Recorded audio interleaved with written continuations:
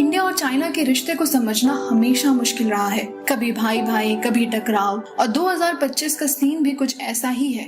एक तरफ शांति की बातें हो रही हैं तो दूसरी तरफ नए टेंशन भी बन रहे हैं। आज इस वीडियो में हम बात करेंगे बॉर्डर सिक्योरिटी, ट्रेड और इकोनॉमी, जियोपॉलिटिक्स और कुछ सेंसिटिव मुद्दों पर, और साथ ही हम ये भी जानेंगे कि जनता का इस पर क्या रिस्पॉन्स है, इसलिए वीडियो को एंड तक जरूर देखना। सबसे पहले बात करते हैं बॉर्डर की। गलवान क्लैश को 5 साल हो गए, लेकिन मिसट्रस्ट अभी भी जिंदा है। ऑफिशियली सीमा से सैनिक हटाने की बातें होती हैं, पर असल में दोनों तरफ की फौज अभी भी LAC यानी लाइन ऑफ एक्चुअल कंट्रोल पर खड़ी है। कैंप्स अभी भी एक्टिव हैं और हर तरफ सर्वेलेंस टाइट है। ऊपर से चाइना ने एक नया कदम उठाया, हेयान और हेकांग नाम के 2 नए जिले बनाए जो इंडिया के हिसाब से लद्दाख का हिस्सा है। नेचुरली इंडिया ने इस पर प्रोटेस्ट किया। ये एक क्लियर सिग्नल है कि बॉर्डर डिस्प्यूट अभी भी खत्म नहीं हुआ है। अब आते हैं ट्रेड और इकोनॉमी पर। यहाँ पिक्चर और क्लियर है। इम्बैलेंस बहुत बड़ा है। सिर्फ मार्च 2025 तक इंडिया का चाइना के साथ ट्रेड डेफिसिट $99 बिलियन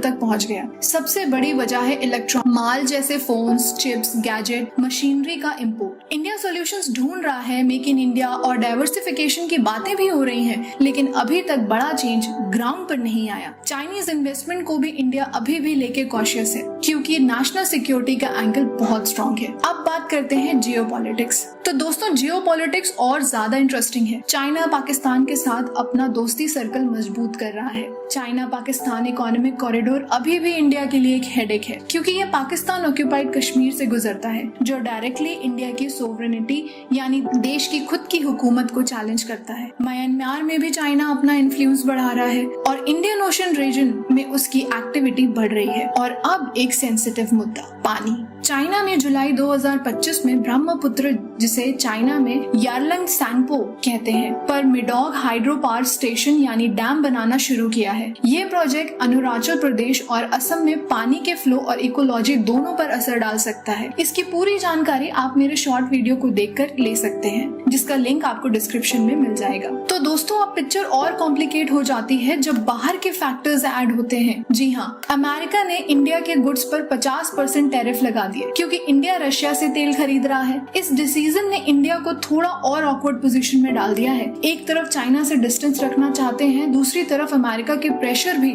झेलने पड़ रहा है। रिजल्ट, इंडिया को अपना बैलेंस मेंटेन करना मुश्किल हो रहा है। कभी लगता है चाइना के साथ ट्रेड एडजस्ट करना पड़ेगा, और कभी लगता है क्वाड और वेस्ट से रिलेशन टाइट करना जरूरी है। और अब बात करते हैं जनता के मूड की। एक तरफ कुछ लोग बोलते हैं बॉर्डर पर शांति और ट्रेड एक्सचेंजेस दोनों देश के लिए फायदेमंद है। ये लोग कॉशियस ऑप्टिमिज्म रखते हैं, लेकिन दूसरी तरफ लोग 2020 का गलवान क्लैश याद दिलाते हैं और कहते हैं चाइना पर भरोसा करना खुद को धोखा देना है। तो तस्वीर ऐसी है दोस्तों, कहीं पहले से ज्यादा दोस्ती के सिग्नल्स हैं और कहीं नई टेंशंस भी। बॉर्डर पर मिसट्रस्ट, ट्रेड डेफिसिट, सीपैक और ब्रह्मपुत्र डैम जैसे इश्यूज अभी भी अनरिजॉल्व्ड हैं। और सबसे बड़ा सवाल ये है, क्या इंडिया और चाइना 2025 में सच में एक नए चैप्टर की शुरुआत करेंगे, या फिर ये दोस्ती हमेशा अधूरी टेंशन से भरी कहानी ही रहेगी। ऐसे ही वीडियोस के लिए सब्सक्राइब करें फैक्ट फॉर्म।